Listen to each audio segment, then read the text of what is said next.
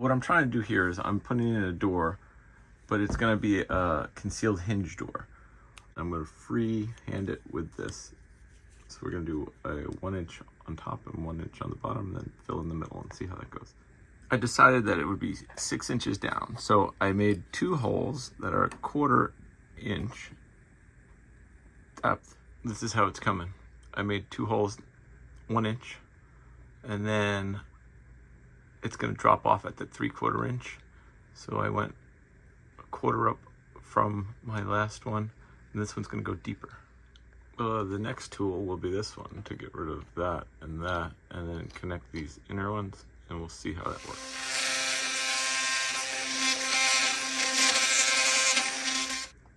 Okay, I think it's pretty good for hand. It needs to go a little deeper on the 2 ends here. I measured out this to 5 7/8. I put this 1/2 inch from there. I put that 1/2 inch from there.